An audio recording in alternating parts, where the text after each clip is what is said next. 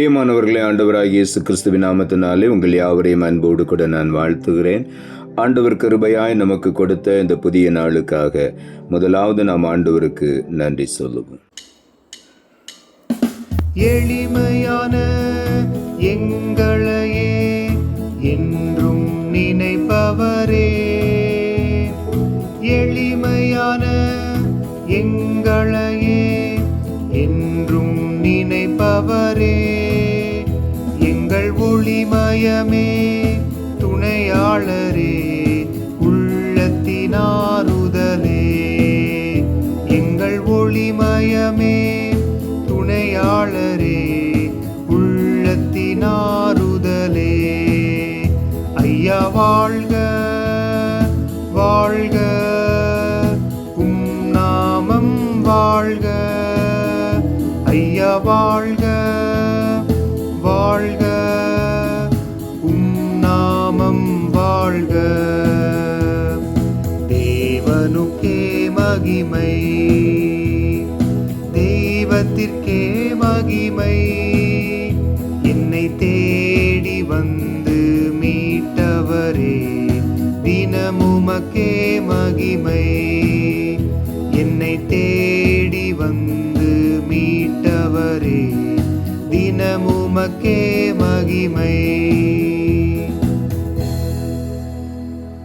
இந்த நாளுக்கு என்று ஆண்டவர் கொடுக்கிற ஒரு வார்த்தை 1 சாமுவேல் புஸ்தகம் 2ஆம் அதிகாரம் 8வது வசனம்.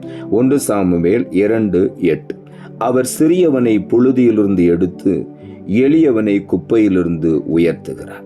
இந்த நாளிலே ஆண்டவருடைய வார்த்தை சொல்லுகிறது, நம்முடைய தேவனாகிய கர்த்தர் சிறியவனை புழுதிக்குள்ளிருந்து தூக்கி எடுக்கிற ஒரு தேவன், எளியவனை குப்பைக்குள்ளிருந்து உயர்த்தி மேன்மைப்படுத்துகிற ஒரு தேவன். ஆகவே இந்த நாளிலே நாம் ஒருவேளை மற்றவர்களால் சிறுமைப்படுத்தப்பட்டிருக்கலாம், நம்மை ஒரு பொருட்டாகவே எண்ணாமல் இருக்கலாம், ஏழை என்று நம்மை ஒதுக்கலாம்.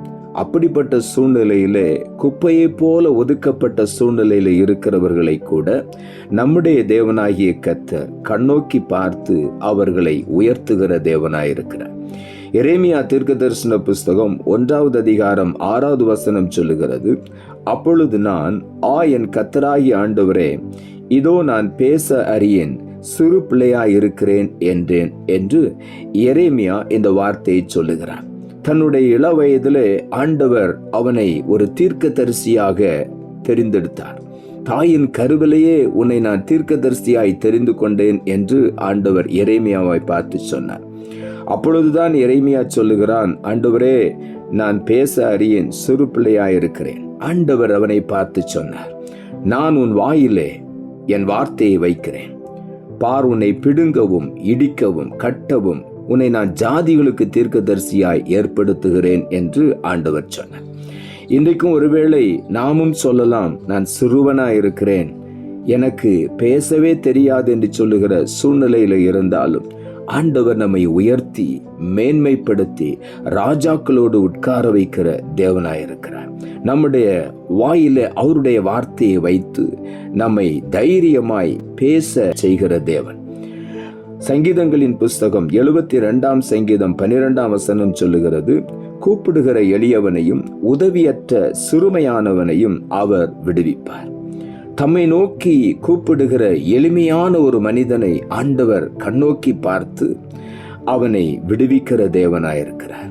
உதவியற்ற ஒரு சிறுமையான சூழ்நிலையிலே, யாரும் உதவி செய்வதற்கு முன்வராத ஒரு சூழ்நிலையில் இருக்கிறவனை கூட ஆண்டவர் விடுவிக்க வல்லமை உள்ள தேவனாயிருக்கிறார். ஆகவே ஒருவேளை நாம் சிறுமைப்பட்டு இருக்கலாம், ஆண்டவர் நம்மை கண்ணோக்கி பார்த்து நம்மை விடுவித்து மேன்மைப்படுத்தி உயர்த்துகிற தேவனாயிருக்கிறார். நியாயாதிபதிகளின் புஸ்தகம் 6ஆம் அதிகாரம் 15ஆம் வசனம் சொல்லுகிறது, அதற்கு அவன், என் ஆண்டவரே, நான் இஸ்ரவேலை எதனால் ரட்சிப்பேன்? இதோ மனாசேயில் என் குடும்பம் மிகவும் எளியது, என் தகப்பன் வீட்டிலே நான் எல்லாரிலும் சிறியவன் என்றான். கிதியோன் இந்த வார்த்தையை சொல்லுகிறான். 7 ஆண்டுகள் மீதியானுடைய கரங்களில் அடிமைகளாக ஆண்டவர் தம்முடைய ஜனங்களை ஒப்பு கொடுத்து விட்டார். அந்த சூழ்நிலையிலே இந்த கிதியோன் மறைவாக நின்று தன்னுடைய கோதுமையை போரடித்து கொண்டிருக்கும் பொழுது கர்வாலி மரத்தின் அருகிலே ஆண்டவராகிய தேவன் வந்து நின்றவனுக்கு தரிசனமாகி, பராக்கிரமசாலியே, கர்த்தர் உன்னோடு கூட இருக்கிறார் என்ற வார்த்தையை சொன்னார். இந்த வார்த்தையை சொன்ன உடனே கிதியோன் கேட்டான், ஆண்டவரே, நீர் எங்களோடு கூட இருந்தால் எங்களுக்கு ஏன் இந்த பிரச்சனை, ஏன் இந்த பாடுகள் என்று அவன் ஆண்டவரை பார்த்து கேட்டான். அப்பொழுதுதான் ஆண்டவர் சொன்னார், உன்னை கொண்டு மீதியானுடைய கரங்களிலிருந்து இஸ்ரவேல் ஜனங்களை நான் விடுவித்து ரட்சிப்பேன் என்று. அந்த வார்த்தையை கேட்டவுடனே தான் கிதியோன் சொல்லுகிறான், என் ஆண்டவரே, நான் இஸ்ரவேலை எதனால் ரட்சிப்பேன்? மனாசேயில் என் குடும்பம் மிகவும் எளியது, என் தகப்பன் வீட்டிலே நான் எல்லாரிலும் சிறியவன் என்றான். ஆண்டவர் மேன்மையான ஒரு மனிதனை தேடுவதில்லை. மகிமையான மேன்மையான காரியங்களை, திட்டங்களை நிறைவேற்றுவதற்கு சிறுமையானவர்களை, எளியவர்களை ஆண்டவர் தேடுகிறார். அப்படிப்பட்ட எளிமையான நிலையில் இருந்த அந்த கிதியோனை பார்த்துதான் ஆண்டவர் சொன்னார், உன்னை கொண்டு இஸ்ரவேலுக்கு நான் ரட்சிப்பை கட்டளையிடுவேன் என்று.